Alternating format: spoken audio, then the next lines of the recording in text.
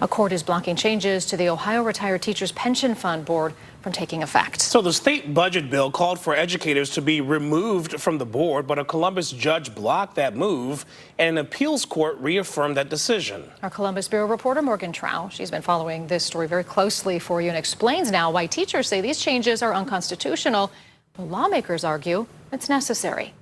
What is 8 times 5? The state relies on teachers to educate the next generation of leaders. We all take part in helping children to grow and to benefit and hopefully flourish in their lives. And 500,000 active and retired educators like Mary Vinegar rely on the state teachers' retirement system to help take care of them when their teaching days are done. But she says that Ohio has changed the deal by changing the STRS board. And as a person that depends on that pension, it's really frightening because I know that if they make decisions that are not in the best interest, long-term interests of educators, that affects my life, my livelihood. A last-minute provision inserted in the state budget changes how educators are heard. There are 11 board members, 7 elected teachers, and 4 investment experts appointed by politicians. The law reduces educators to just 3 seats on the board, raising political appointees to 8. So, Ohio Education Association President Jeff Wensing sued. It's just not fair.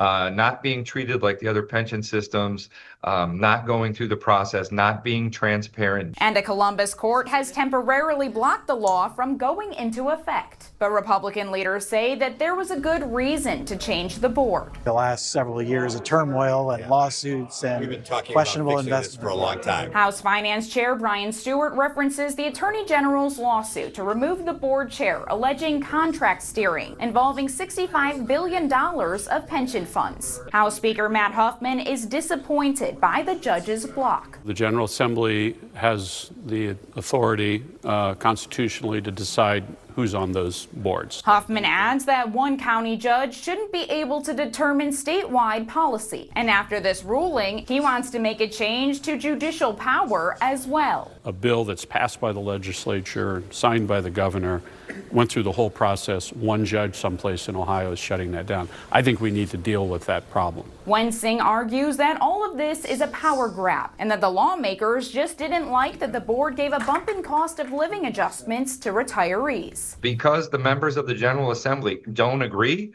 they're going to take away their voice. A judge will hear each side's arguments on Friday. At the Ohio State House, I'm Morgan Trow reporting.